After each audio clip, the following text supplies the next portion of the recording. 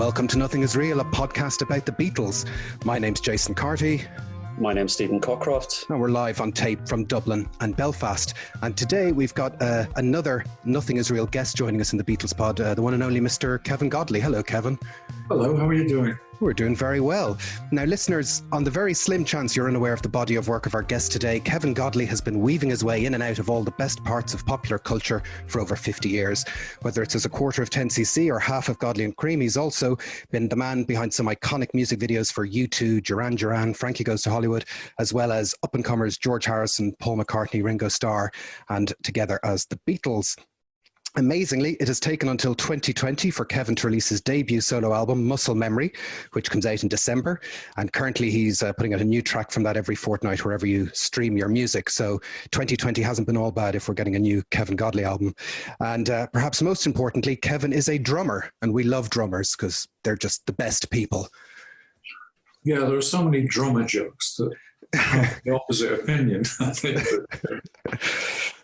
So listen, thanks for joining us, Kevin. Whenever we meet somebody new, we're always interested in, you know, their first exposure to the Beatles. And you were born probably at exactly the right time to experience them, I'm guessing, near the start. Yeah. Excuse me. I mean, it affected everybody that I hung out with in Manchester, all the teenagers. And it's really difficult to pin down exactly why. Because pop music, excuse me, I'm going to have a sweet of water while we talk.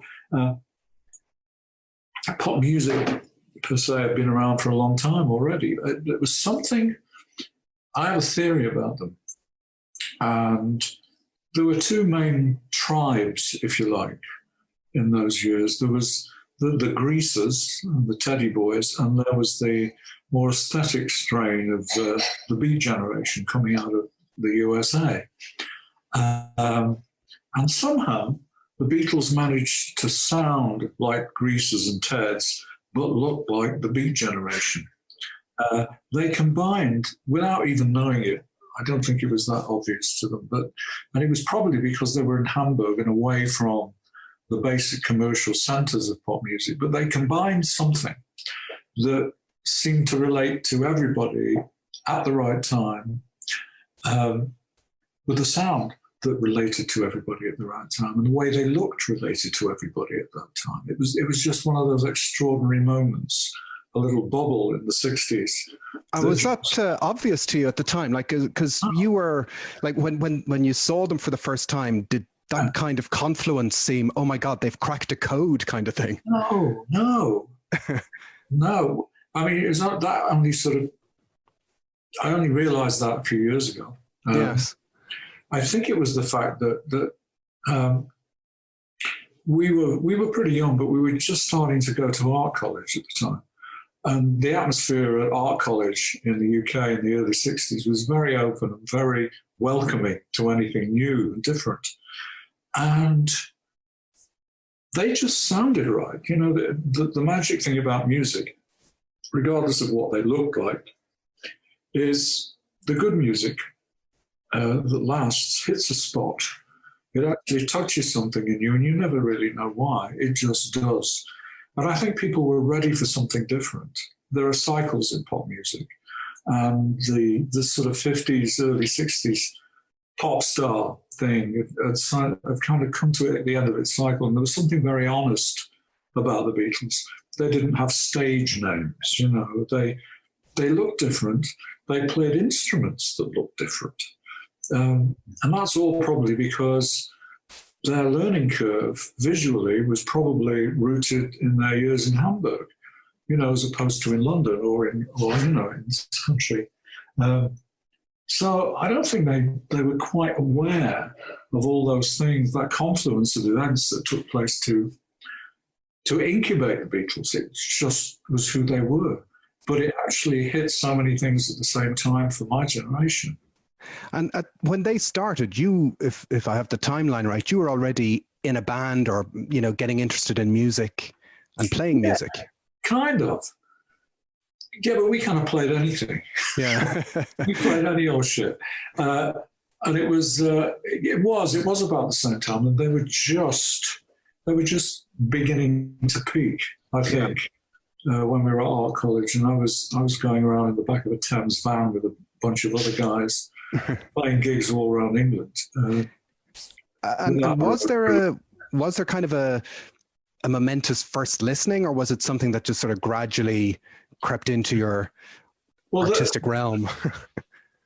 The thing I do remember, and it wasn't really just about me, it was, I think I'd come home for the weekend, and I was heading back to college, and I got back to college, and I think Sergeant Pepper had just come out, and the college seemed to have stopped, and everything that anyone was doing in the sculpture room, in the live, and what's the word I'm looking for? In the live class, in the printing room, in photography, in graphic design, no one was working. They were all poring over the album cover and playing the track. Everybody.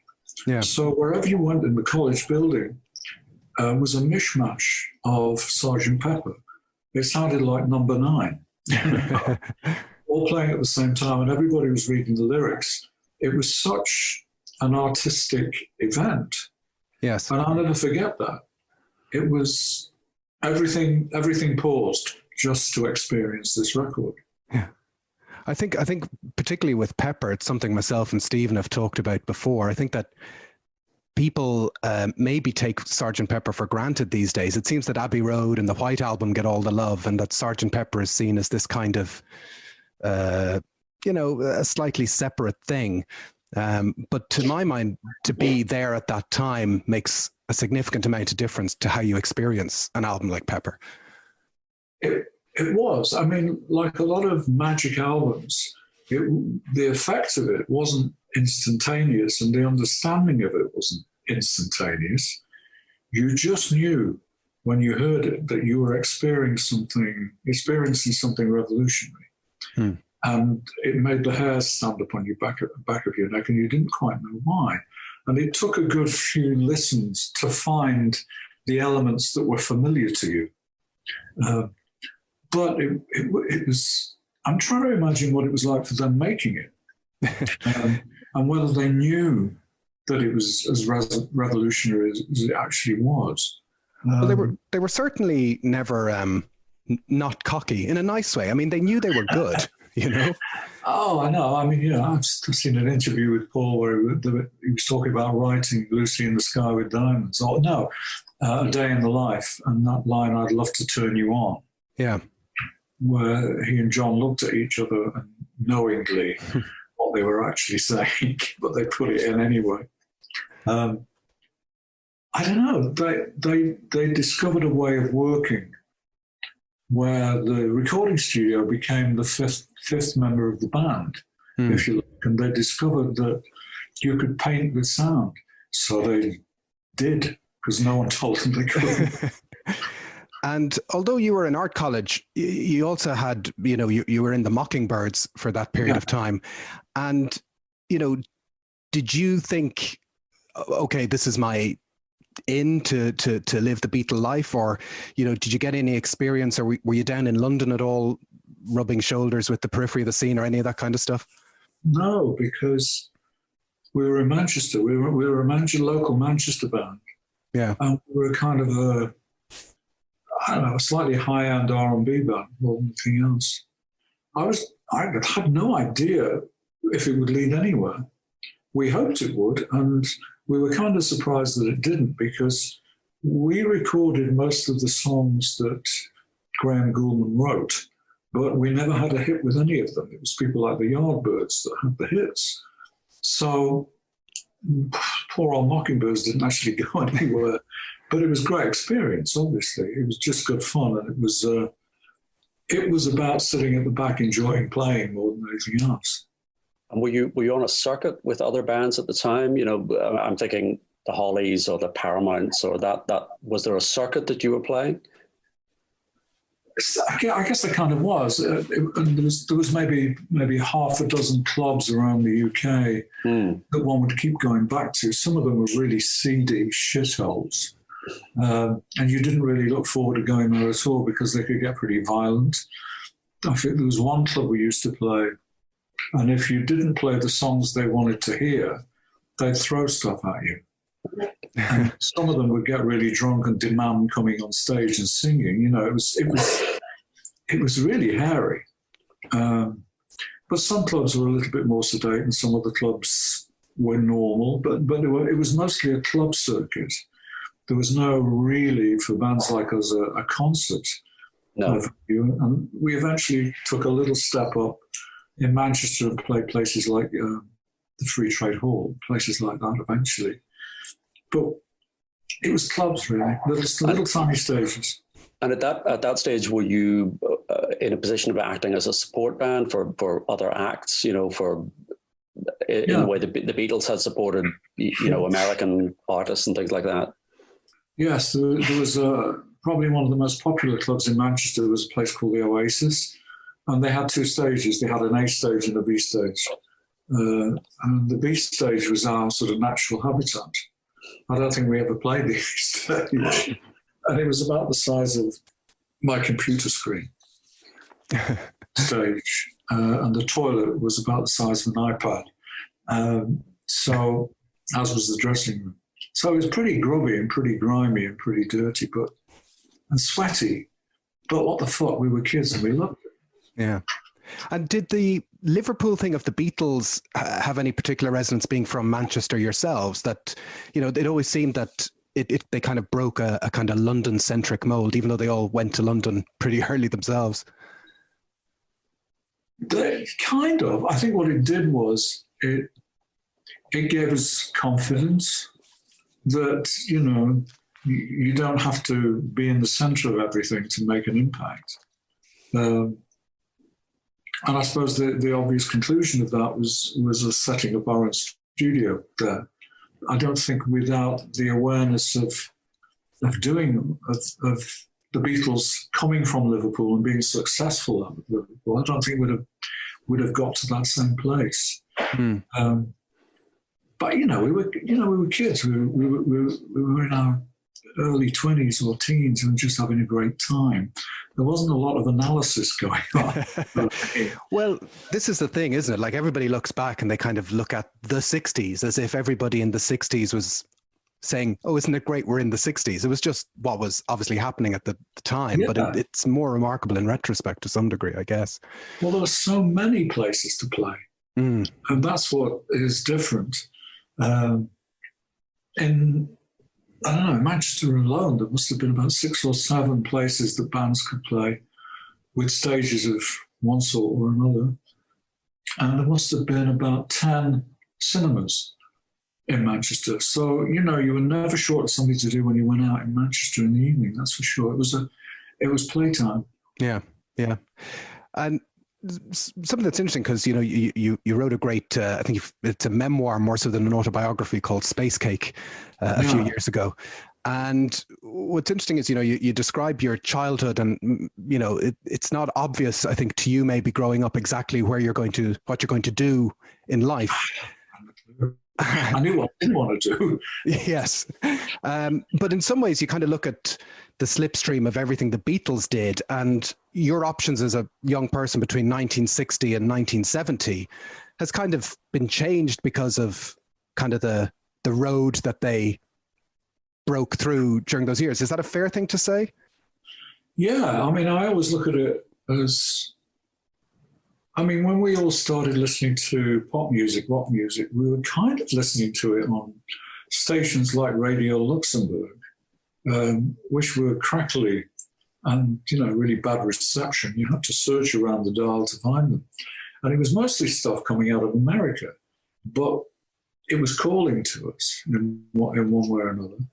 And people like Elvis and people that were popular in the 50s and very early 60s, they kind of opened the door a little bit. But when the Beatles came along and that whole generation that followed, they booted the thing off its hinges. You know, and that was exciting, because suddenly it meant that pop music isn't this particular firmly designed and boxed in thing. You don't have to play by these rules anymore. Yeah. Because someone has been hugely successful, a group has been hugely successful by doing the exact opposite. So there were no rules anymore. And for a couple of art students, that was kind of what we were taught anyway. Yes, yes. So we kind of jumped in head first. And in 1968, I think you leave art school, and you paid a visit to Apple in the initial months afterwards. Is that right? Yeah. Yeah, we did. What do you remember from that? Was that the smell of dope, okay, of hash, permeated the entire building, and sitting in a waiting room with, I think there was Twiggy on one side and someone like Igor Stravinsky on the sofa with her. It was like, what the fuck is going on here? It was like a psychedelic experience, and everyone was, smoking spliffs, and we were these little, Mancunian teenagers. We eventually met somebody, Tony Bramwell was his name. Oh yeah, yeah. I forget exactly why we were there. I think we were trying to sell a bizarre multimedia musical or something. And it was an interesting few hours, and then we left. We were stoned, but we didn't know it. But nothing really ever came of that. I mean, that's how Apple was. I was going to say, was that in response to just the fact that Apple was putting adverts in the press saying, if you have talent, if you have a project, show up. Yeah, and you literally could just show up and make a pitch, Yeah, there was no, Tommy's got a window at 3:00 on Friday. Yeah. You just rolled up and, sat in the waiting room. And people just passed by that were legends, and then you got to see someone who was probably more stoned than the people in the waiting room, and you said your piece and you left your bag of stuff with them, and I don't think we ever heard from anyone again. I think they closed shortly after that. Yeah, I think that seems to be par for the course, that you turn up, make your pitch, and that's it. It was very idealistic, I have to say. It was like there's no business acumen. It's a pity, really, because there's a lot of Apple was a good idea, badly executed. If you think about the multimedia landscape, chunk of it missing, like how to make this idealistic idea actually function as a business. That didn't exist. But we were kind of there at that sort of tipping point where it was about to cease to exist. And so you eventually yourself, you kind of move towards, a musical existence. You record some singles and you drift towards working in-house in Strawberry Studios. Apologise, it's raining. In my office. I've just had the same rain lash the windows here. I'm not sure if it's being picked up. But I guess, where was your mind at the end of the 60s in terms of, because you were doing lots of different things, and were you specifically you were doing painting, you were doing music, you were playing, you were recording. Was it just that kind of art school freedom of, I'm going to do all these things? Or at which point did did it seems you kind of lock in more on the musical side of things? Oof. That's a big question. Maybe that hasn't settled yet. Yeah, to a degree. I mean, I remember when we actually left college, the day we left college, we drove down to London to a recording session. Yeah. It was for a label called Marmalade, run by Giorgio Gomelsky. And we recorded one song as the horrifically named duo Frap Joy and the Runcible Spoon. Mm. Jesus. It was the 60s. It was the 60s. It was the 60s. You can timestamp that, yes. Yeah. I mean, the name was almost as long as the 60s. So, we did that. And that was really exciting. Yeah. To be in a proper recording studio with a proper producer and proper musicians. But then again, Marmalade went bust. There's a pattern emerging here. First we go to Apple and they go bust. Then we go to Marmalade and they go bust. I think maybe we jinxed people. But we didn't really know who or what we wanted to be, because I think by then we were aware that we didn't want to pin ourselves down. I think we sensed that we could do a few different things, so why not try them all? The first professional job, I use the word advisedly, we did a mural for our manager. That was our first professional commission. But I remember probably the most interesting thing that we did. We were asked to do a cutout book of an 11th Hussar for Pan Books, I think it was. It was about so big. It was about 2 foot square.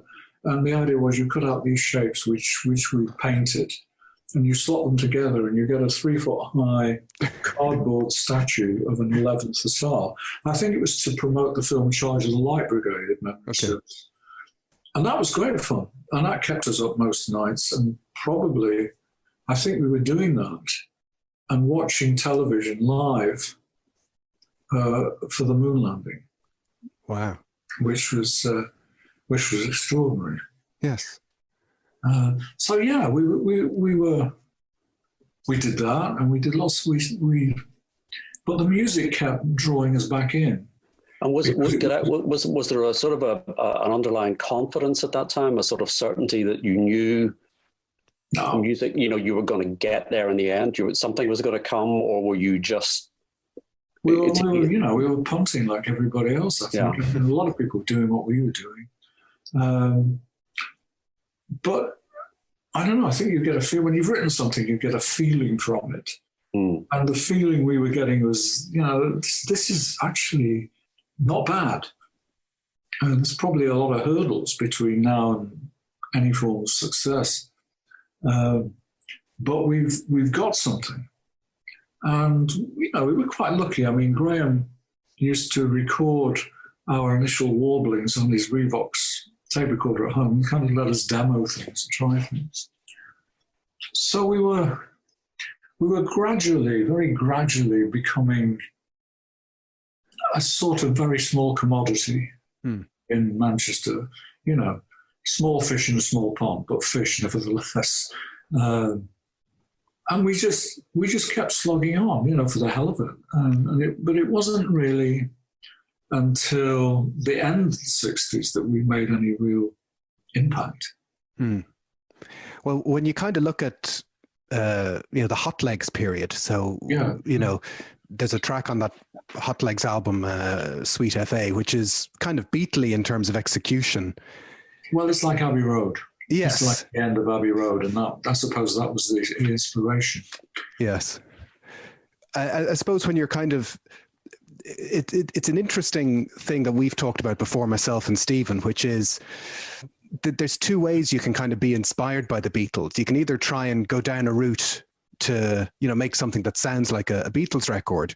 But the flip side of that is, also trying to harness the kind of the imagination or the freedom aspect of what they did and the honesty of what they did. It's a heavy, it's what's odd to me 50 years later is just how much the Beatles stuff still can resonate depending on how the wind is blowing, Yeah. I mean, one thing I've noticed, again, looking back, excuse me, I'm pouring a drink again, is that when you do make music and you're young, you can't help but, in a way, copy to a degree some of your favorite artists, because they are your reference points. Yeah, absolutely. As to what you think of music is. So when you start to write song, it's only natural that you pull in some of these influences. And that's a very good example. Sweet FA, that was very Abbey Roadish, and we thought, wow, it sounds like the Beatles, must be good. But gradually, over the intervening years, it's become obvious to me that when you actually stop thinking about it and you just do it, that gradually goes away, and you find that you find your own voice eventually, without even knowing it sometimes. And that's really exciting. in other words, you don't really have to think all the time. You don't have to think, well, oh, this doesn't sound like John singing. Let me have another crack at that take. Yeah.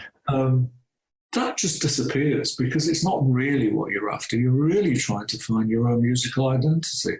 And you're using what you know and what you've already heard as a kind of stepping stone to somewhere. It's just that you don't know where the somewhere is. Yeah. Well, you could argue even the Beatles went through a phase of that themselves, doing their Buddy Holly songs and their rock and roll songs. It happens to everyone.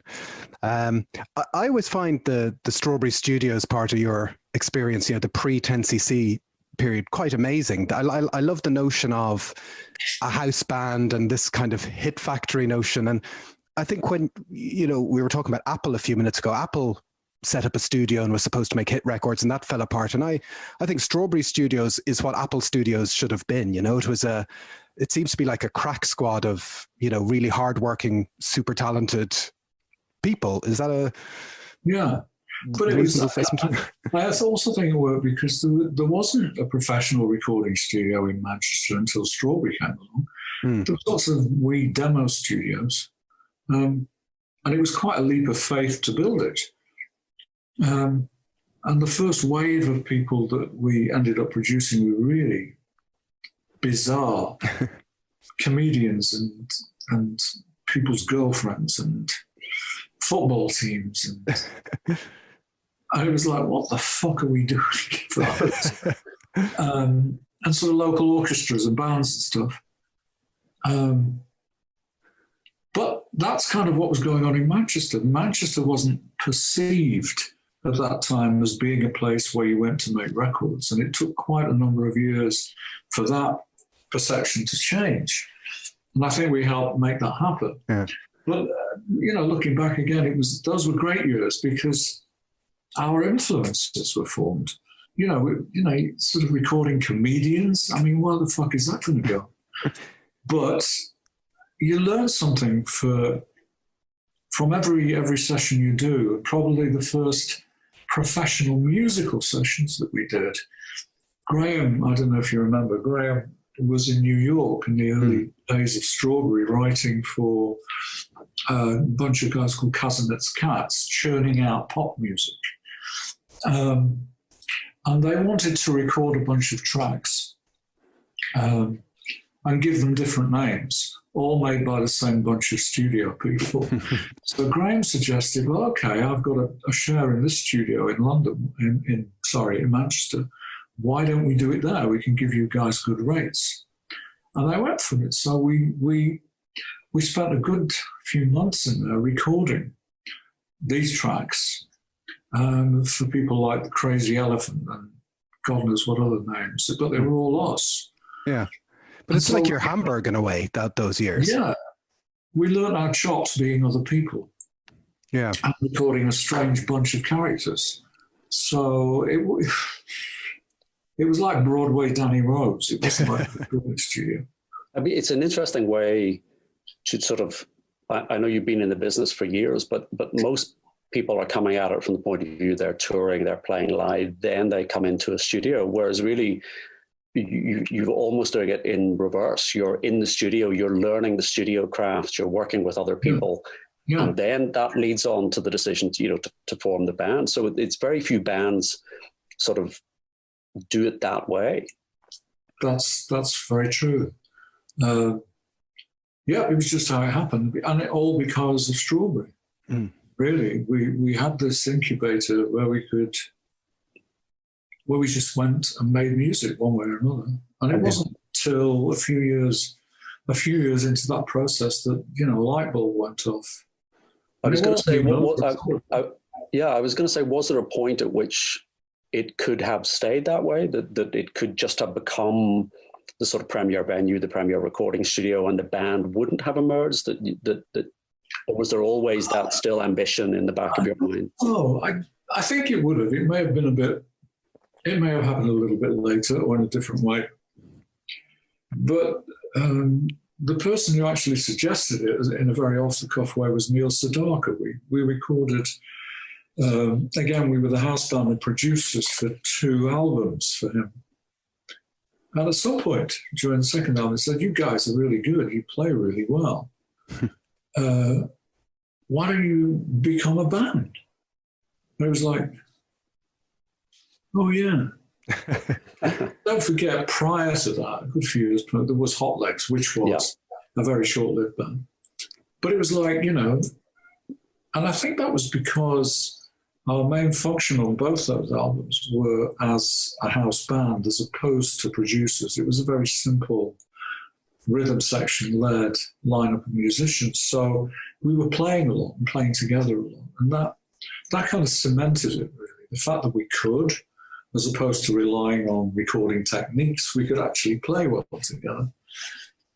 And, you know, it's silly, really, when you think of it, but just him saying that, just, you know, a bell went off. Yeah. So we did, and we, again, Apple came into the equation. The first thing we recorded was a track called Waterfall, memory serves, which wasn't brilliant. It was kind of like a Crosby, Still and Nash thing, and we sent it to Apple. What was left of Apple at the time, and they turned it down. So we knew we were on the right lines.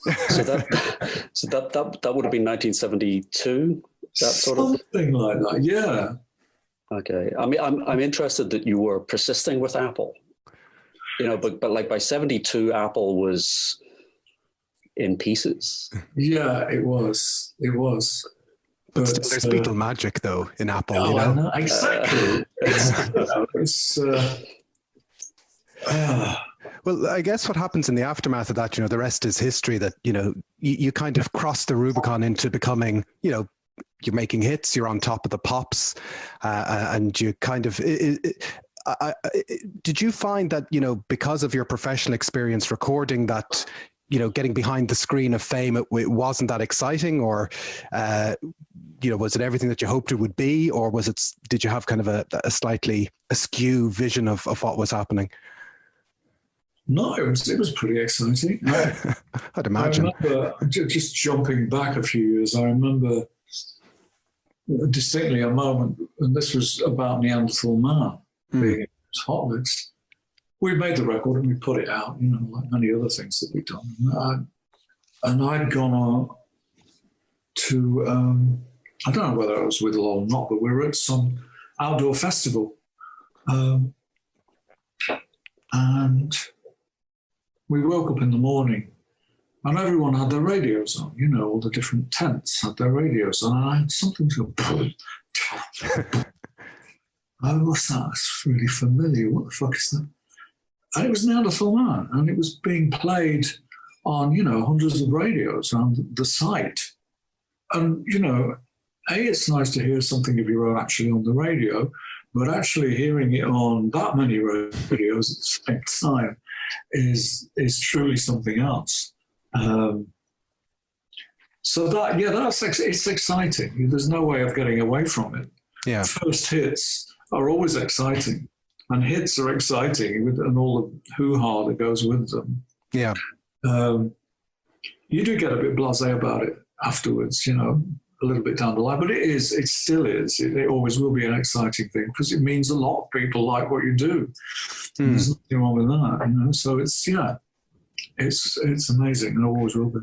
And when it happened, I mean, it really happened, and it happened fast, and you know, you were churning out the hits.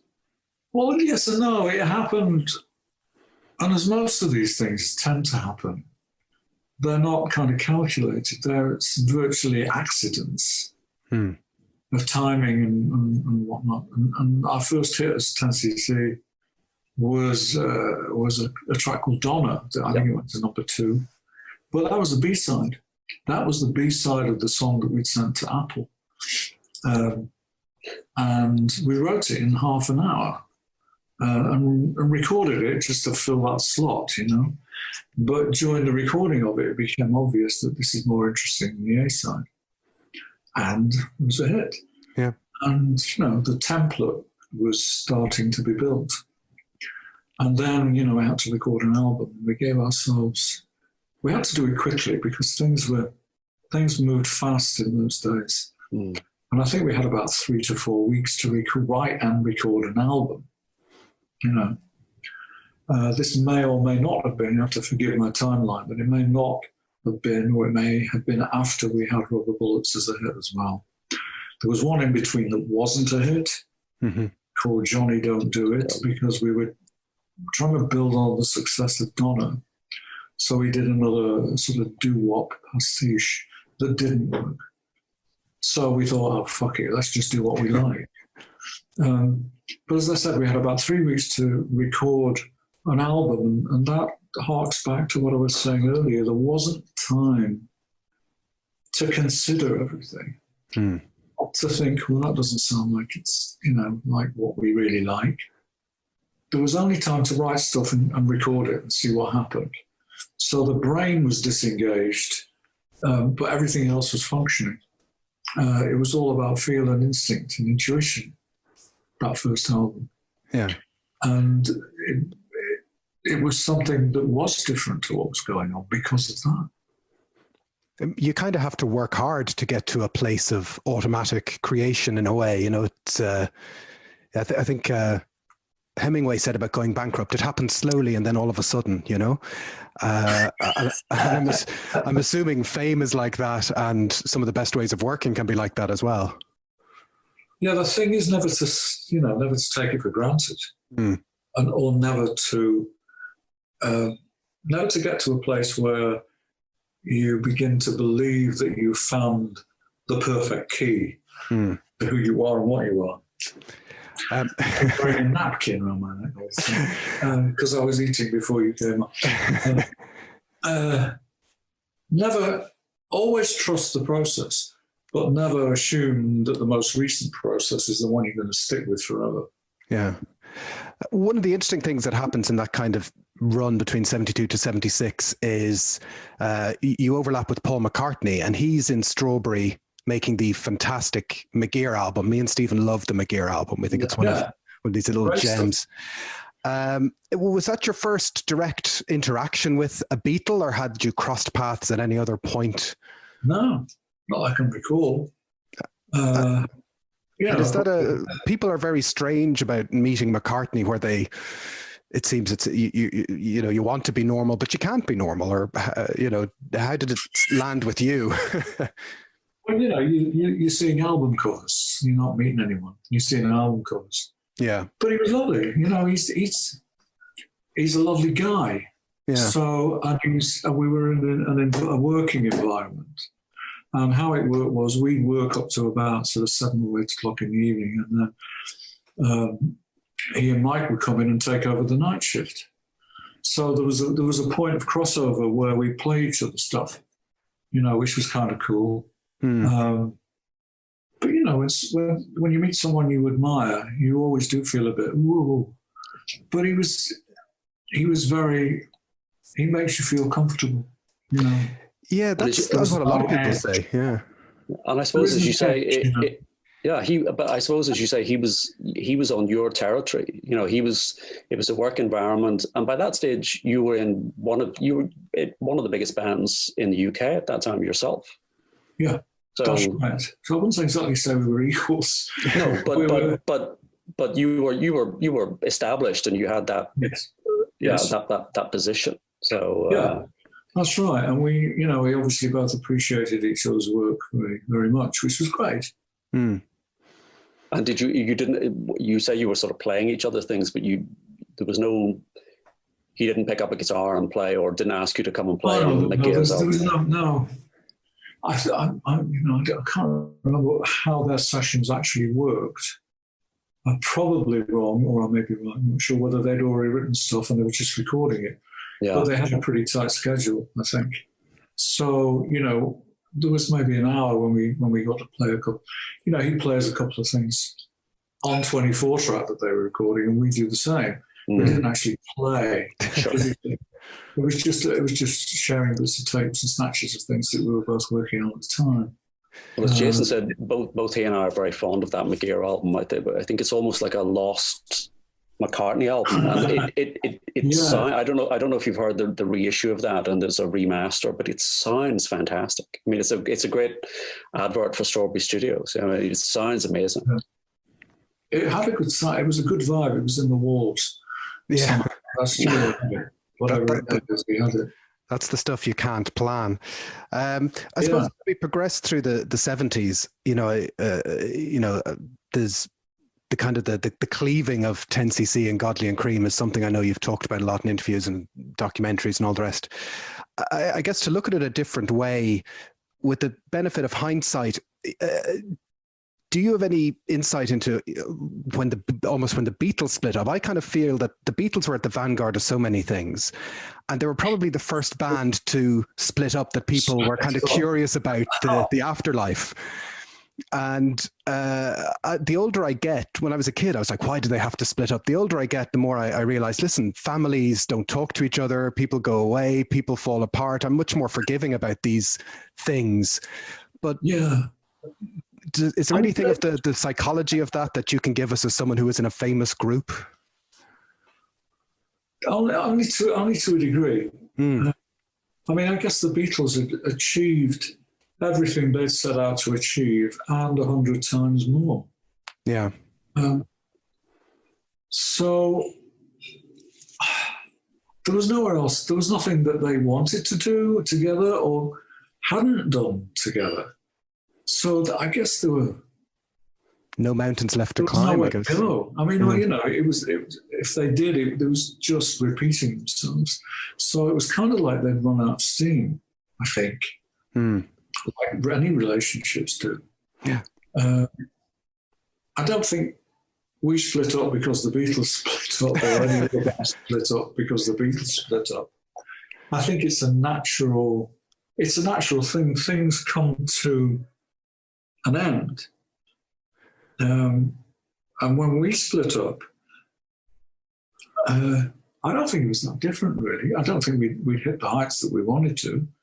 We did okay. It was just, you're right, I've spoken about it many, many times.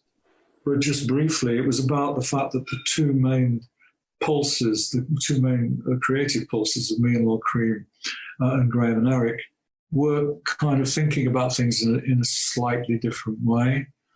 And me and Lol, being art student boys, wanted to keep disrupting, whereas the other two wanted to keep working on stuff that they felt would work.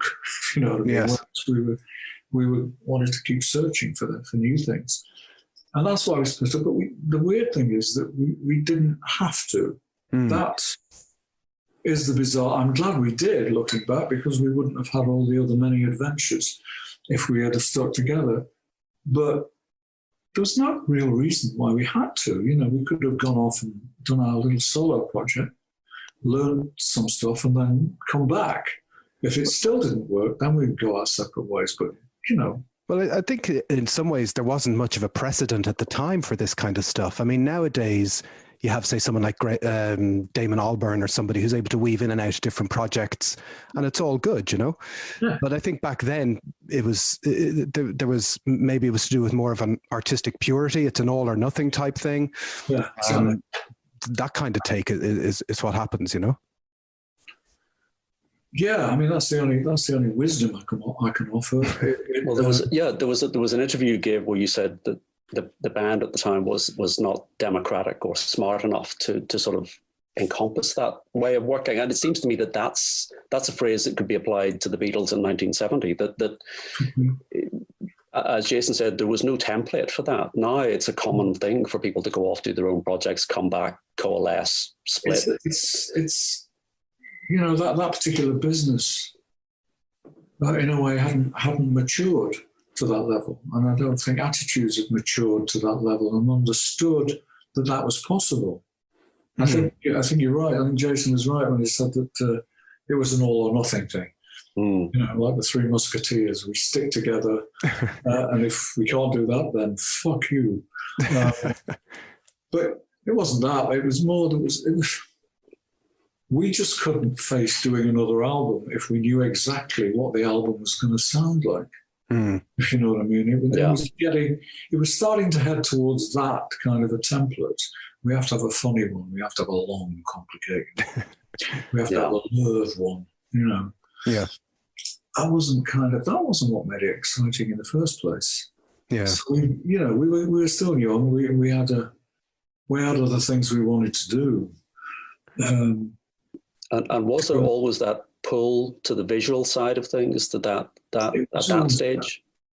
Not as much. I think Godley and Creme songs are always very visual, and I think that's partially because we always saw ourselves as something other than musicians, or something as well as musicians, and that one day maybe we want to end up behind a camera, shooting something or other, because we came from a visual background and we missed that to a degree. Yeah. And so we came out in the music. Yeah.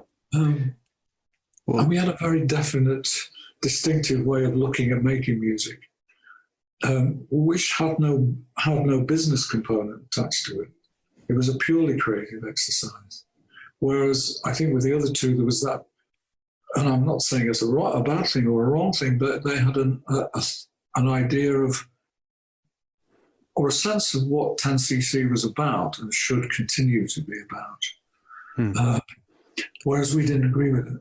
Well, I suppose is that idea of the sort of traditional songwriting. I mean, I'm not using the phrase Tin Pan Alley in a pejorative way, but there's that sort of traditional songwriting side, and then there's the art school side with the visual aspect. And as you say, that idea of disruption, that if you get something, then you dismantle it and you head somewhere else, or you throw the pieces up in the air and see where they land.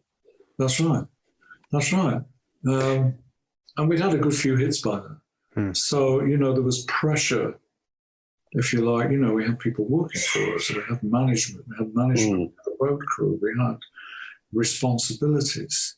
So perhaps that sense of daring had been eroded a little bit, as it does. One of the obsessions at the time was the gizmotron, which is, a fascinating object. And Paul McCartney uses one on his London Town album. Was that something you had to sell him on directly, or did he call you up and say, I need a gizmotron? Or I can't remember. I think we had. I mean, if the gizmotron, or the gizmos we called it back then, existed during the Hot Licks album sessions. I think that's where it came about. And we had one kind of lashed together. We had a prototype made by the College of Science and Technology in Manchester. And I think it was permanently strapped onto one of Lol's guitars. So he may have tried it on the Might Be Gear sessions. I know, I can't remember.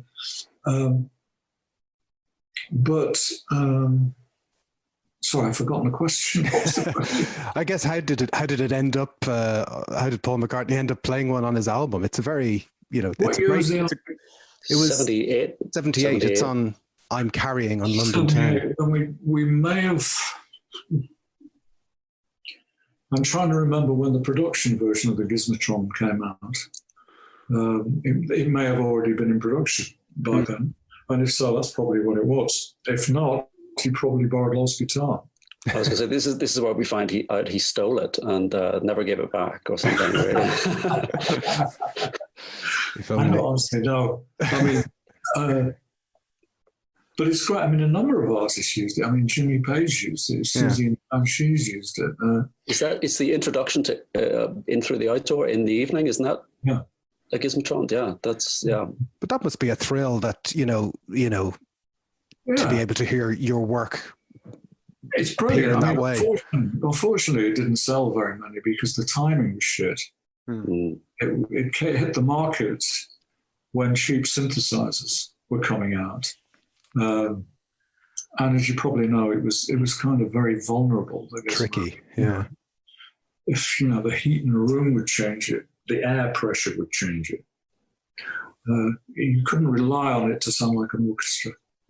But there's so many things I've seen, so many ideas you've had over the years which seem to be ahead of their time. Like the Gizmo seems like a kind of a Kickstarter idea back in the 70s, that you can imagine somebody coming up with it now. I was born prematurely. So I've either been trying to slow things down or speed things up to catch up. I don't know.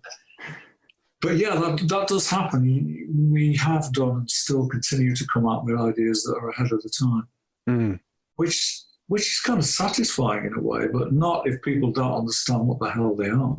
Yes, absolutely.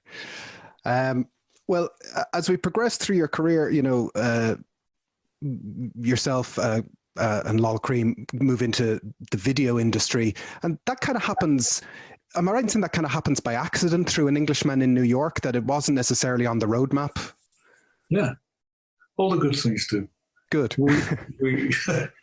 We had An Englishman in New York out as a single, and we weren't a touring band, so we couldn't gig.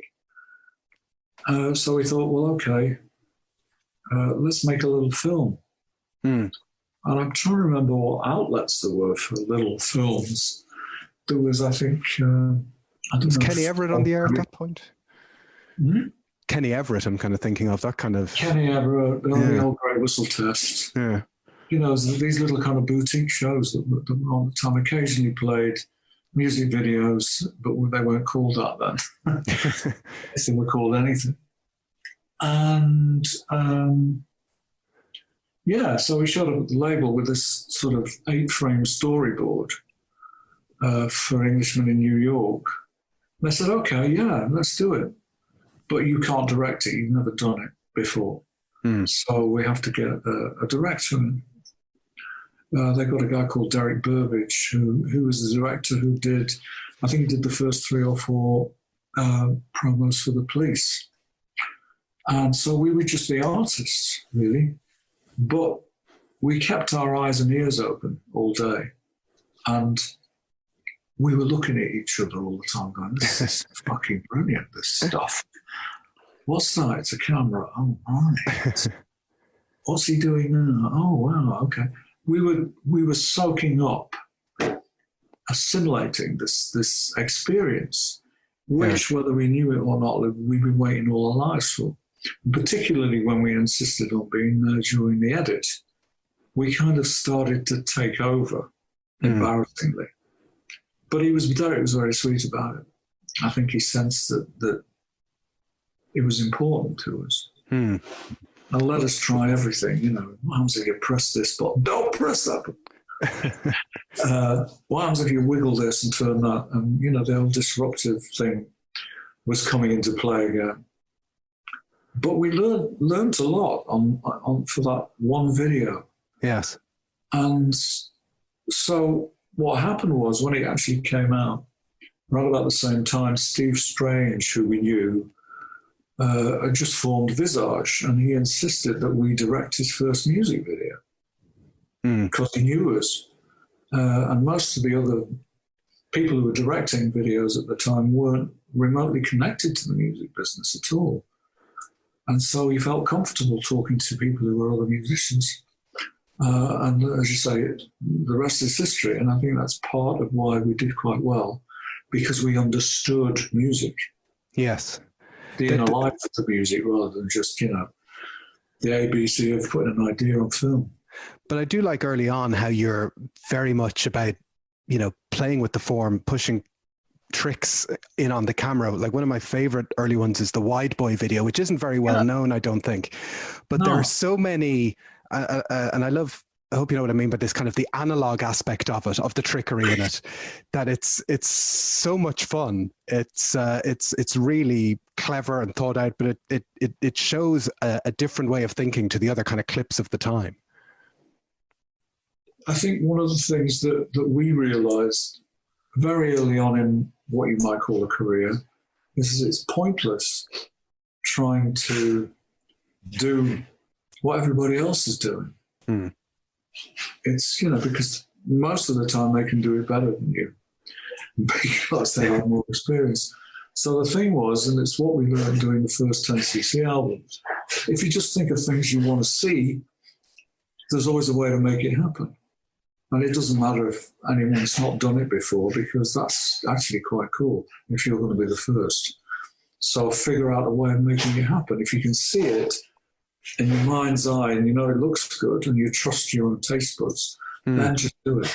And thankfully, in the early days of music video, there was no jury that had to, no marketing jury that had to assess your idea over 7 other people who put in But I heard you talk about this before, that with music video, you kind of got in on the ground floor, or maybe with pop music, there'd already been formed there. That's right. We were at the beginning of it, so we molded it to a degree. Yeah, and that must be a different kind of thrill, because the making it up as you go along aspect of it is totally different to, you know, where there's a pop music form when you're making the pop music. Yeah, it is different. I mean, with music, it's easy. Yeah. To a degree. I mean, technically it's easy because there's just you and the studio and whatever team you've got around you.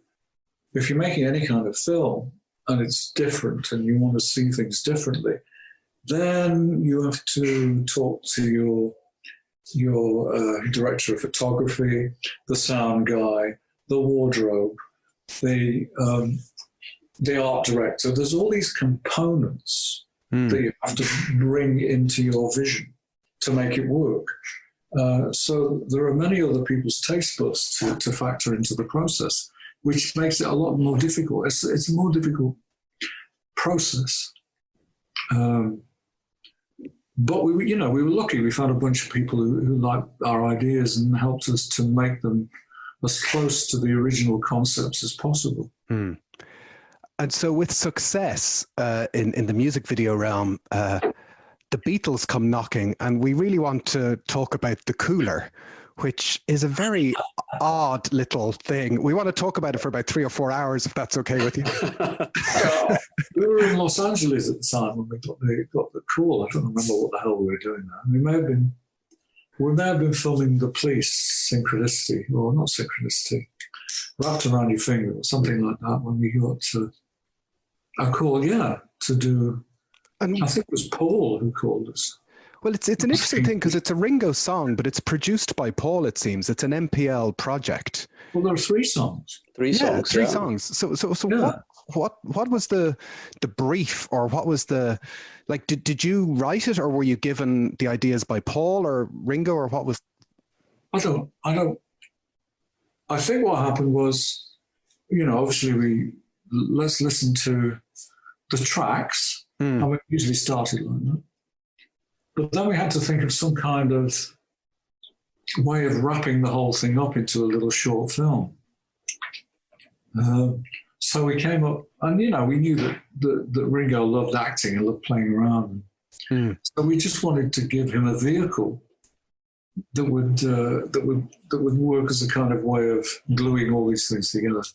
So we just came up with this idea, like a prison escape thing, which was pretty cool. So for people who are listening that won't necessarily have seen the cooler, this is Private Property, Attention, Sure to Fall, three songs off the Stop and Smell the Roses album, which was Ringo's 1982 album. Yeah. Paul is heavily involved in that, but this project comes sometime after the album has been released. Really? I don't remember that. I don't remember the timeline, but yeah, the album I think comes out late 81, and then this is filmed in 1982. Oh, okay. So it's one of the first, I suppose, I was going to say high profile project, but you've got McCartney and Ringo Starr together, which would be one of the sort of first times that they'd have worked together for quite a while. A bit of a coup. Yeah. I remember it was a lot of fun actually doing it. Well, you had Linda and Barbara Bach, and it was... Yes, it was crazy. I mean, looking back, we should have done it on location. Yeah. We ended up building all these... I was going to say, it has a particular look. I mean, it does have a sort of a look, a sort of almost... I want to say almost like a spaghetti western look. That's a very boxed in kind of look. The word you're looking for is cheap. I don't know why we did that. I think it just, after having many discussions with production and understanding what our budget might be, we all kind of came to the conclusion that we could build all this stuff in the studio and not have to worry about weather and things like this, because it wasn't a day shoot. It was probably 2 or 3 day shoot. But it was quite limiting in a way. The studio wasn't quite big enough to get satisfying crane shots of the prison gates opening and moving towards the back of the truck and all. It was a little bit compact, should we say. I have to say, it does look as if it was a lot of fun to do. Oh, it was hysterical. Yeah, I watched it last week in preparation for this, and it's got a great charm to it, and it's always just fun to see Paul and Ringo larking, basically. Oh, I know. And it ends up at the Cannes Film Festival. No way, really? Yeah. There's a MPL put out a sort of a promotional description, and it said a new mini film produced by MPL Communications called The Cooler recently entered in the short film category in the Cannes Film Festival in May. Did it is a short, like sort of best use of faux Nazi uniforms? Yeah, you like the description. It says it is a short musical psychodrama starring Ringo Starr, Barbara Bach, Paul and Linda, set in a prison camp policed entirely by women somewhere, sometime in the future. What's not to love? What's not to love? Exactly. But it's for listeners to the podcast who haven't seen it, it's all up in its glory on YouTube. It's very of its time, though, isn't it? Yeah, it's a little time capsule. It's great, but as Stephen said, it's kind of, particularly in that tragic, in the aftermath of John's death, it's interesting to see the two of them together, and it's one of the first things that kind of comes out after his death, and I think it's good fun. But then we didn't even shoot it on film; we shot it on video for some reason. Yeah, which probably adds to the character, but reduces the cost. Great. It doesn't look that great. It does look very of its time. But a few years later, I'm guessing the budget was a bit bigger for When We Was Fab, which is another video you're involved in. Yeah. And again, Ringo's on the scene. And When We Was Fab, when I read your book, Space Cake, you certainly describe very well how music videos move towards your own particular vision, and then after the years it becomes, as you say, a market driven, you're almost told what to do. I'm guessing When We Was Fab was very much your idea pitched to George, is that right? Yeah. And what was that process like? Was that an easy video to imagine or to put together, or because it's not a retro video? It could have been a retro video, but it's not. It's a very striking, clean kind of setup for that video. I mean, I think probably the biggest problem we had with our ideas around about this time, not just this particular video, was that there was no such thing as digital video. Everything was still analog. So with anything that involved layers of things going on, every time you added a new layer, you lost quality. And blue screen or green screen, that particular technique wasn't as sophisticated as it should have been. So there was always nasty lines and things around the edges of people. We kind of went ahead and did it anyway. But it could have looked so much better. But we I don't know. We didn't feel like we were trying to do something, or we should be trying to do something more traditional, because at the time I think George had a few solo hits of his own anyway. He sort of broken out as a solo artist. So this was just one of a string of George Harrison tracks, if I'm correct. Yeah. So we just had this slightly bizarre idea of him standing against the wall and growing various extra limbs, if you like. And I think it was because it was kind of a slightly psychedelic idea, which is what the song is kind of about, harking back to those years. And it kind of worked. The bit that was most difficult were those things towards the end where we have rocking buildings and George is against the wall and then he lifts his legs up and he's sort of hanging in space and becomes like an Indian image, a multi-limbed Indian image. But nevertheless, it actually turned out rather well. So looking at it now, the actual quality is a bit shabby. But as you say, that sort of gives it something of its time. I was going to say that sort of grainy, that sort of look is sort of integral to To the whole thing. To the whole thing. Oh, well, if you're saying that, we obviously that from his start. Absolutely. It was totally designed into the original idea, yeah. Well, that's what I thought. That's what I thought. But it absolutely pitch perfectly ticks so many boxes with the sort of Beatles, the Sgt. Pepper uniform and the apple and all of those things. It just ticks so many. It's a beautiful thing. It's again, it was a fun day. We had a good laugh. Everybody enjoyed it very, very much. Like Ringo and Elton John. Yeah, can I ask a question? Did Paul Simon just happen to be wheeling a cart past the studio, and you got into? Is Paul Simon in the video? You're going to tell us Paul Simon isn't in the video? Oh, where do you see Paul Simon? All of the commentary talks about Paul Simon being in the video. He's the guy pushing the cart. That's what people think. The guy pushing the cart? One of the wipes is a guy pushing a cart from across the screen. And there's a core group of people online who think that person is Paul Simon. I've never met Paul Simon. Oh, no, you heard it here first. We were both pretty stoned in those days, so it's possible. But no, I don't remember. Why do they say it's Paul? I'm going to Well, they get carried away because they can see Elton John and Neil Aspinall is in it. He's probably Ringo. I mean, there are layers of things happening. Yeah, Paul Simon. I can't. Yeah, this is a. Does it look like Paul Simon? Not really. I mean, it is if you're told it is, but I don't think so. Who said it was? We're just looking at various sort of commentary online about this, and it's in several places that the people are in the video. It's George, it's Neil Aspinall, it's Elton John, and Paul Simon. Well, that's a no from Mr. Godley. This is from the director's mouth, but as the caveat being that we were a bit stoned, as you would be. The thing I remember at the time, I remember very well that video coming out, and certainly I have to admit, it was many years later I saw a picture from the set, and I realized that there was that it was done by superimposing George's head. I didn't realize that at the time, so I certainly didn't see the join back in the day. No, we didn't superimpose his head. Was there not a thing of superimposing George's head? Am I totally wrong? Was there not parts of it, or there was a body made that he stuck his head into? Was it, or how did it work? Oh yes, that's right.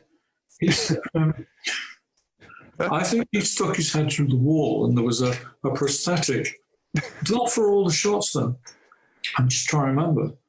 I think for a lot of it, he's actually there playing the guitar, and there are holes in the wall with arms coming through behind him. Yeah. But there may have been a prosthetic version of him where he had to stick his head through the wall. Wow, you're digging deep. Well, one of the things I remember at the time when the video came out was this big hubbub that it was supposed to be Paul, George, and Ringo playing together. And obviously, Paul McCartney, we assume, is not in that walrus costume in the background. No, it was our manager. Oh, was it? Okay. Yeah, John Gayton. Was that I'm wondering, one of the things we've learned about reading a lot about the Beatles and doing this podcast is that there's an awful lot of politics around the Beatles world. And I'm wondering, was this project, did you get a sense of that kind of political nature of them as an entity? Not at all. No. Really? Okay. No. If we hadn't, we would have walked away. No, we didn't. It was just we had a very specific idea. I remember that we storyboarded in quite a lot of detail. Yeah. Because it was important. And we just filmed it, and everyone was very accommodating. I don't remember anything political, nothing that was apparent on set. And was that George that approached you, or his people approached you to say, we'd like you to? What's that?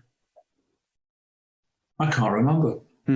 Honestly, so I appreciate we're just obsessively poring over this. It's very embarrassing that we're doing this. But no. I remember that we visited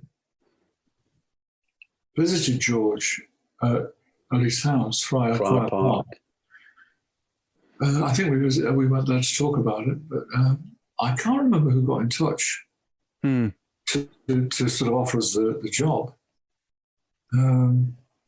because it was different. Mostly it's the label or a manager or something like that. But and was that your first contact with George? Is that the first time you'd met George, or? I think it was. Yeah. Okay. And Paul Simon wasn't there at that time. I think we've conclusively shown that Paul Simon is not there. We're going to have to get Paul Simon on the podcast to confirm this. Yeah, he probably said he was. There is another rumor online about that video amongst the Beatle Mania fandom. Beatlemania is a nice way of putting it. Obsessiveness is another way. Is that Paul McCartney is hidden in the video, that he's the wobbly man who wipes across the screen. But I'm sure you're going to burst our bubble and say that he's nowhere near that video. Yeah, the drunk guy. Yeah. No, that was an extra. There we go. Jeez. See, we're just, this is the level of detail I know that people will say you didn't ask Kevin Godley who the individual people were in the video. Quick, move on. Move on.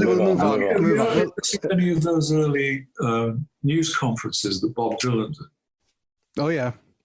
It's a bit like that, isn't it? Where people are asking, why did you wear that T-shirt with the motorcycle thing? That's it. Yeah, a photograph taken for Highway 66. It's, it's just what I was wearing on the day, man. Yeah. It's like, people want their heroes to be super normal or super abnormal. Well, I think sometimes fans forget that people are working and they're doing a job and they're getting it done, and it's their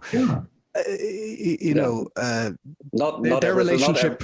Their relationship with the art is different to the artist's relationship to the art. I think a lot of fans totally miss the point on that. Yeah. Not everything has a hidden meaning.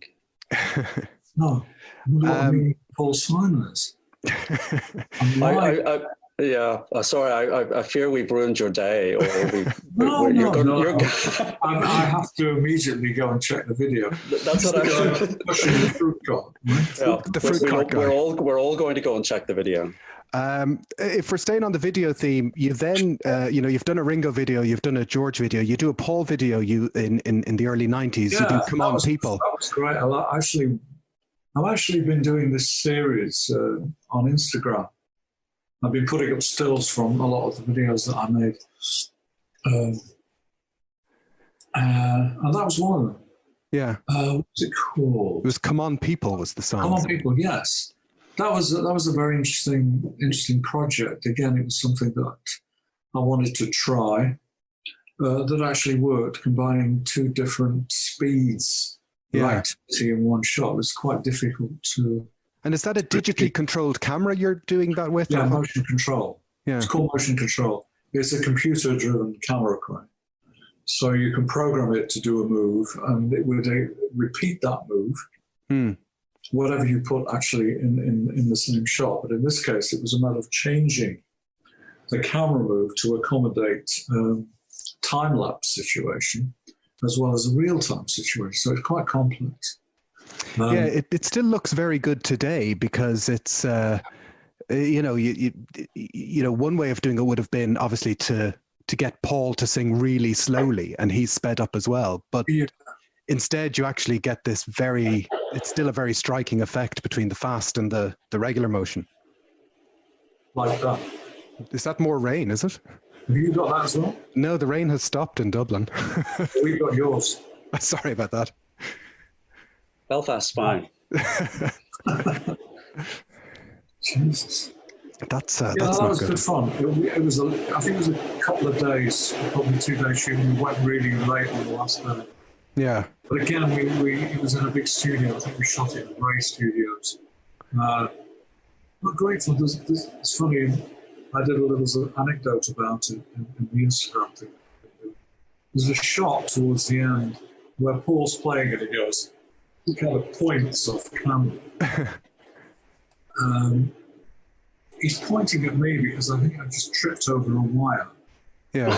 I'm sort of bouncing around and I sort of fell over the wires. That's what actually happened.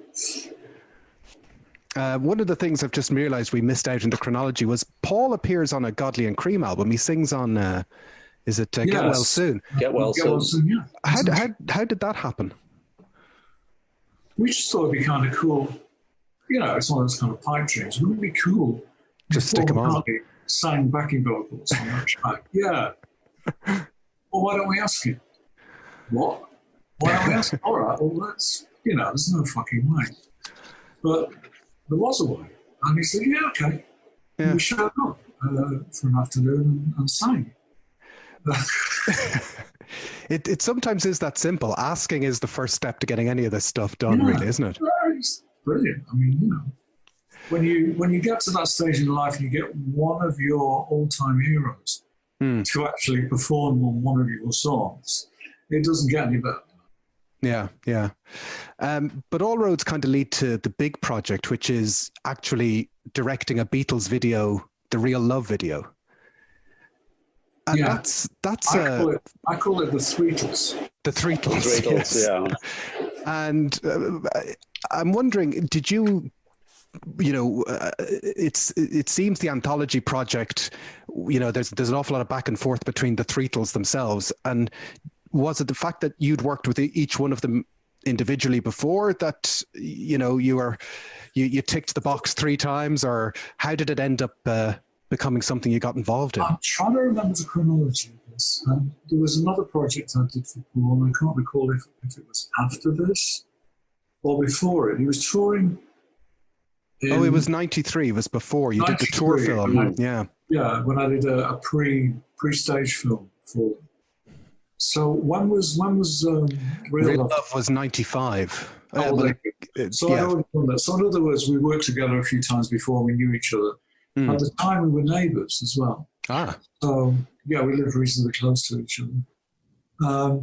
And I think that they'd already had a hit with the previous song, which was it was beautiful. Free as a Bird. Sort of flying camera that went into elements of from their past. And they wanted to do something this time that was a little more documentary based and using archive footage. It was, again, a thrill, obviously. And the archive footage was brilliant. You could really get the sense that they were really enjoying what the hell was happening to them. However ridiculous it got and outrageous it got, they found ways to have fun with it. And that was so clear on the footage. They were having a ball. So this is the video camera footage that you got, is it, of the 3 of them in the studio? No. Oh, no. You mean, what was the series they did at the time? They did a very big series, a retro series, The History of the Beatles. Anthology. Yeah. And we had access to some of that footage. Okay. And there's quite a bit of that footage in it, alongside the fly on the wall stuff of the studio. I wasn't there for that, by the way. This was stuff that was being filled anyway. My role was really to come up with a bit of glue, if you like, visual glue, which was, I took the idea of Yoko's original film of John in super slow motion and had the other 3 do it as a kind of link. But there was another few things like the John's white piano rising up out of the Mersey and some Beatle memorabilia floating through the air. I don't know, I just kind of felt that yes, of course it can be archive-based and documentary-based and have that kind of fly-on-the-wall vibe about it, but you can't really do anything about the Beatles without some magic. Yes. Something magical, something... I don't like the word psychedelic particularly, but something that's reminiscent of that. So that's creatively what I brought to it. And the rest was just archive and then just playing around in the edit. There is an embarrassing story about the edit that we were given a mix to work with. And the record wasn't actually out yet, I don't think. There was a lot of secrecy at the time. There was. And the mix was a rough mix, and John's voice was very low in the mix. And it wasn't a good listen. Being a musician, when I'm working to a piece of music, I like to hear the music, and it wasn't all there. Yeah. So to make it clear for me, just for the purposes of the edit and as a workaround, I went into a little sound studio and sang over the top of John, just so I could hear the fucking song. You know? And then we worked to that. Yeah. And somehow it got leaked onto the internet. So it's out there somewhere, you know, John, Paul, George, Ringo, and Kev. We'll have to go looking for that. Yeah, you will. I'm sure you will.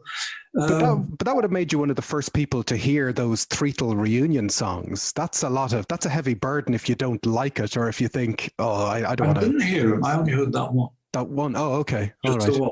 Yeah. But you know what, Buzz? Absolutely. What a thing. You know, John was the only one that I never met. Obviously met the others, both in their solo incarnations and as three. But it's one of those moments in your life that you kind of cherish. So did that project bring you face to face with the three of them at the same time, or were you kind of working in isolation? No, they were all I filmed them all separately. Yeah, because those bits are lovely where you interstill with you intermix with the John. Yes, they're absolutely stunning. That was just a matter of, it kind of feels like they're in the same place at the same time. Yeah. But it was just a matter of finding shots that made that idea work, or coming across them and then thinking, oh, if I make that happen before there, it looks like John's looking at Paul, or whatever. I mean, those things are quite simple. It's just deciding which shots to use. It's just part of the editing process. And it was an editing process probably more than anything else. And were you given a sort of a relatively free hand in how it was put together, or was there? I mean, one of the things that Jason and I have talked about before about the whole anthology project is this idea of the compromises that the three individuals are making in putting the team together. So George gets Jeff Lynne as the producer, Paul gets Jeff Emmerich, who is his man, and then George gets someone else who is his man. And arguably, you're the one person that all three of them would have ticked the box to say, yes, we're all very happy with him, because you'd worked with them all before. I guess. I never thought of it like that. I didn't actually know what you just told me. Yeah, I mean, the whole Jeff as well. Did they have three Jeffs? Well, maybe that was it. Maybe that was it. The whole project is a compromise in like picking. Right. Mark Lewis, and the author, has described it as children picking a team in a playground. You know, right. But it did occur to us. Jason and I were talking before this and saying that you're probably the one person involved in that project that had the confidence of all three of them, having worked with them all before. I never thought that, but that is lovely. That is lovely. So I know we're taking a lot of your time, but we might bring it up to date because I know you've got a new album coming out called Muscle Memory in December. Yeah. And when we were kind of going through bits and pieces before this, one of the quotes you have is that you've said technology is the new Beatles. That's a thing I've heard you say before. And I know that technology, in terms of a quote, I'm not sure what it means, but it's not bad. I think it's in the terms of, you know, it's just this notion of being at the vanguard of creativity, and you know, technology is that tool we have now. And I know in terms of your new album, you know, you've used technology to work with musicians from around the world. And again, this was another idea you might have had before its time, because I know you did One World, One Voice years ago, and this is a version of this that's kind of being pulled right up into 2020.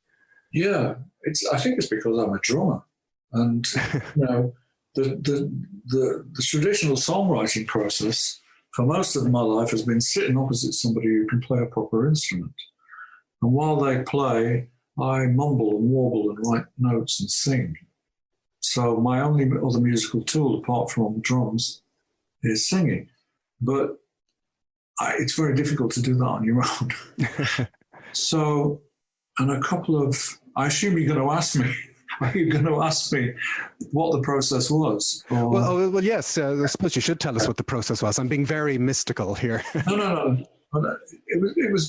It was because of something, again, one of those random things that happened. A couple of people totally unrelated to each other, I don't know, over a period of about 6 months, sent me 2 pieces of instrumental music and asked if I'd be interested in writing and performing a song over them. In other words, composing something and singing it. And I'd never done that before. So I tried it, and it worked really well. It was like sitting opposite to somebody, but they'd already written it, and they weren't badgering me for a cup of coffee every 10 minutes. So it worked, and it was enjoyable, and there was nobody I had to answer to particularly. So I recorded it. I used GarageBand and recorded these 2 songs and sent it back to them, and they both thought they were great. They've actually both songs have ended up on the album. But I kind of figured when that thing hit me about, well, it'd be nice to make an album. I haven't made any proper music for a long, long time.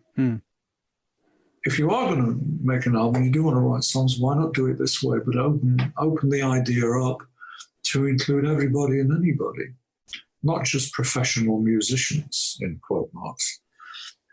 Because the tools for making music were and still are very readily available and cheap nowadays. A lot of records are made on a laptop.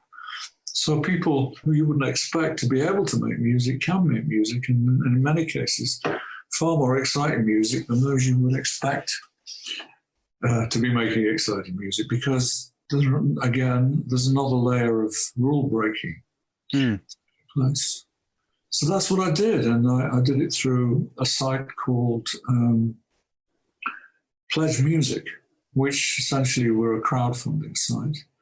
But you pledge to buy a record, but also do a Q&A with me, or get a T-shirt, or come to an event, or appear in a video, something like that.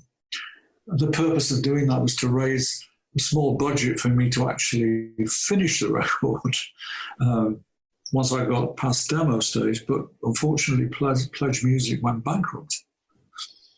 So I had to start all over again. I had the songs by them, or most of them. So I joined a small UK label who kind of found me and found this idea, and really liked it, and invited me to join their label. They're called State 51 Conspiracy. And we got a great relationship. It's a very creative and constructive relationship. But they've been releasing the album, shall we say, in a kind of episodic way. They've been putting tracks out every 2 weeks with a view to releasing the finished thing on all formats. I think it's on December the 17th. So it's more like a sort of TV series, if you like, because they're all little stories. Building up to the binge box set on December the 17th. It's been great fun. I really, again, earlier in this discussion, I mentioned about finding your own voice. I found another voice doing this, my own personal voice, without the encumbrance of having to answer to anybody else. It's the best of both worlds in a way, because you get to collaborate and you get to do your own thing. It's kind of perfect. Yeah, and I've never met any of these. I've met one of them before. One of my collaborators was Gaucher. Oh, yes. But the others, I've had phone conversations with them, and, obviously a lot of emails going backwards and forwards, but I haven't met them. That's fantastic. I mean, I have to admit, when Expecting a Message came out, that was the first one that came out, and it was kind of Spotify, I think, just nudged me in the direction of it. And I was like, oh, Kevin Godley's got new music. And to actually hear you sing again, and for it to have been so darn good, it's a bit of a thrill. It's I've got great. a new one out today, actually, a new track out today. Okay. Thank you. That's nice to hear. And I guess there's still, you're very much a pro technology guy, though. I mean, because I think some people tend to go, well, sure, if everybody can record stuff, it's no good. But talent still rises. The good stuff still is good, irrespective of how it's made. Would you agree with that? Yeah, it's always been like that, really. Whatever the technology is, probably before there was any technology. And people just play stuff. The good stuff did rise to the surface because it was good. People just find it. Yeah. And there is still good stuff out there. I think the biggest problem with technology is that there is so much stuff out there. It is in a way difficult to sort the wheat from the chaff. There's no boredom anymore. There's no what? There's no boredom anymore. No, but we are very spoiled. We're very spoiled. So if we don't like something in the first 10 seconds, we can click a button and go and listen to something else.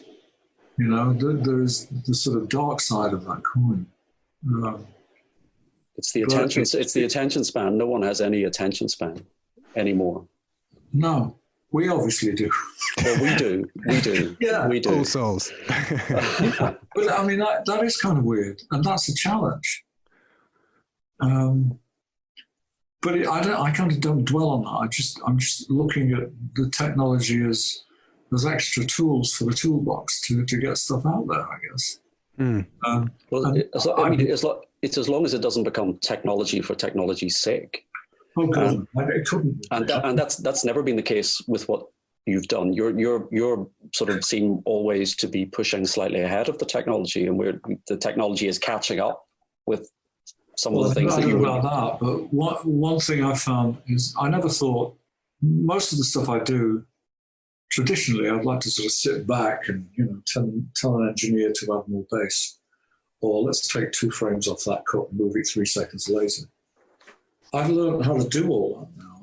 I've mastered, to a degree, GarageBand, which isn't the hardest piece of audio technology there is, but I used it to do all the vocals for the album, and I've learned how to edit video. I now use Adobe Premiere Pro at home. And I found to my surprise that I'm getting relatively instinctive about, what to do, what buttons to press. Occasionally something disastrous happens, I wipe something that's taken 15 hours to do. But it's not a major catastrophe anymore. I know how to fix it. So I've learned a number of skills by deciding to get involved in technology that I didn't think I'd be able to do. So and that's basically come about because of this album. And come about because of the disastrous collapse of Pledge Music. I kind of figured that I'll have to do this at home. I didn't have a budget to go and make it yet, so I've got to kind of finish the vocals at home. So I did, It is interesting. Years ago, I used to play with like an old Tascam 4-track tape machine. And I remember when GarageBand came out going, oh, this is phenomenally sophisticated and it's free. Yeah. It's pretty crazy. It's crazy. The only one thing I haven't figured out to do yet, which everybody else has, is how to play something. Oh, yeah. And it's one of the things that annoys me about technology. The assumption the instructions have that that bit that they've left out. Yeah. Oh, you have to press that there. You didn't say that, you bastard. There's parts of my day job that are to do with technology interactions, and I know exactly what you're talking about. And exactly. The assumption that you're as smart as they are.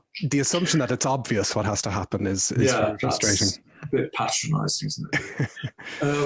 But I mean, technology is brilliant. I mean, it's got its downside. Yeah. I mean, there's a song on the album, I don't know, you won't have heard it yet because it's not been released yet, but it's called One Day. And it's based on the idea that in the future, if not already, there will be software that will allow some technological company to purchase an artist's entire recorded catalogue, all their recordings that they've ever made, feed it through this machine that will examine, analyse at granular level what actually makes it work. And then at the press of a button, spit out a new track without the artist having to lift a finger or sing anything. It's just using what already exists to create something new. And that wouldn't surprise me if that was actually happening. Well, I can tell you that it is happening. Oh, no. And I have heard I have heard an AI assimilation of the Beatles, and it is horrific because it's not a proper song, because the thing doesn't know what a song is, but it's this wave of noises that is basically, they've fed all the Beatles music into a computer, and they said, okay, now AI this into a song, and it's like trying to remember a dream. It's like a really nightmarish scenario. I love the fact that it sounds terrible. I love the fact that, it's basically disrupted the Beatles, hasn't it? It's a piece of machinery. But they'll get there eventually. I'm pretty certain of it, you know? Well, it's like the sort of, supposedly the positive side of deep fakes. But I think it's a horrible idea. But then again, I'm vintage. Well, it's odd, the kind of things we get used to, isn't it? True enough. Yeah. Well, look, Kevin, I think we've taken up an awful lot of your time. Thank you so much for talking to us today. It's been an absolute pleasure. Thank you. It was quite fun. And I hope we haven't stressed you out about whether Paul Simon was in George Harrison's video or not. I know. While you're on, I'm going to look at it. Oh, okay. Just get a director's commentary. When we was fab, there can't be many things called that, can we? No. When we was fab. Lyrics, cause, meaning, cameo. Cameos, hang on a minute. Ringo Starr, Elton John, Jeff Lynne, is he that? I don't remember that. He's one of the violin players. Neil Aspinall, holding a copy of John Lennon's 1971 Imagine album. I don't remember that either. I did say we were stoned at the time, didn't I? I'll just get the video up and scroll through it. Okay, so I'm looking for, this is Kevin Godley commenting on I'm looking for a guy going by with a fruit and veg cart.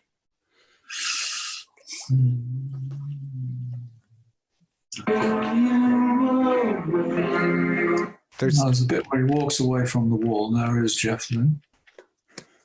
Yeah.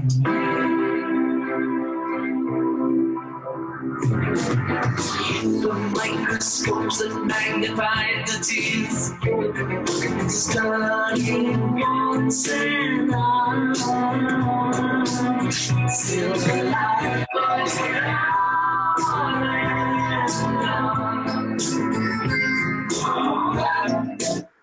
missed it. Whoa. There he is. Long time ago when we was back.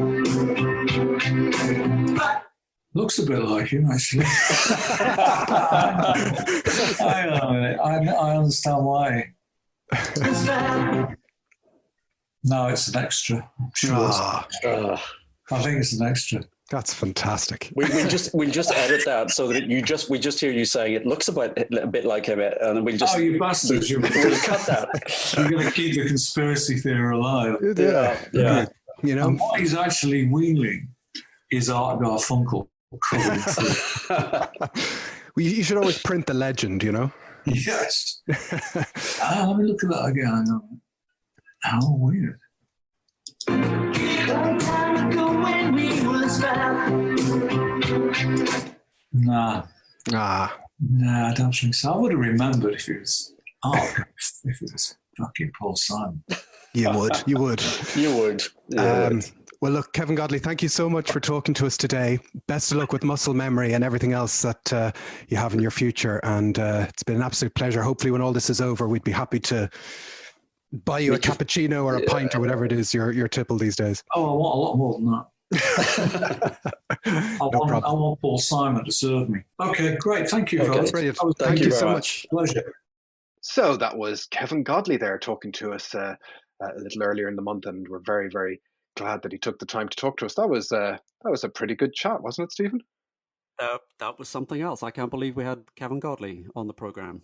It was very nice. He was very generous with his time, and it really is fascinating when you kind of look back on his 50 plus years of all the things that he has managed to weave his way in and out of, and he's all very modest about it. He's not, it's as much a surprise to him as to anyone else.